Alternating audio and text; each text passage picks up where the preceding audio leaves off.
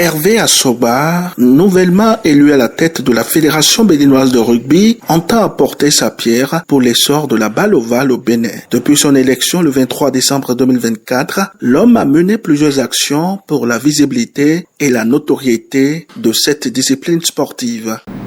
Et notre président de service, nous avons d'abord fait l'état des lieux avec mon comité pour voir quels sont les existants et qui sont sur place et qu'est-ce qu'il faut faire.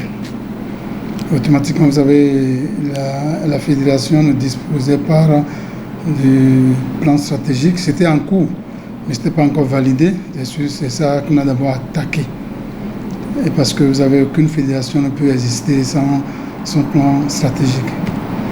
Donc, c'est ça qu'on a attaqué d'abord et que nous avons finalisé avec le cabinet qui était en charge.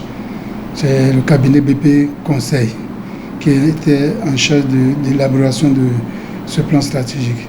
Il y avait quelques pièces qui lui manquaient dans le temps, mais à notre arrivée, on a essayé quand même de mettre sur pied rapidement une petite commission qui a achevé le travail.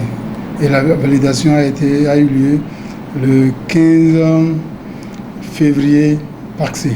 À moins de 3 mois de mandature, le nouveau bureau de la Fédération béninoise de rugby s'illustre déjà positivement sur le toit du monde. En effet, participant à une réunion stratégique sur l'avenir de la balle ovale en Côte d'Ivoire, le président Hervé Assogba, grâce à son dynamisme, a réussi à intégrer le bureau de l'Union des fédérations de rugby de l'Afrique de l'Ouest. Une victoire pour le rugby béninois. Au cours de ce jour-là, et puis j'ai constaté à mon arrivée, qu'il y avait aussi les autres présidents, certains présidents des autres pays qui étaient là. Et c'est là où c'est né l'idée de la création de l'Union ouest-africaine de rugby. Et après ça, la date a été fixée, la date de l'AG a été fixée pour le 7 mars passé. On a été à Abidjan. Ça avait regroupé 16 pays. Parmi les 16 pays, il y avait une douzaine qui étaient présents. Il fallait sortir un bureau de 7 membres. Et vous savez, le Béninois, partout où il passe, il doit faire un effort quand même pour ressortir le nom de son pays. On s'est lutté, on s'est battu.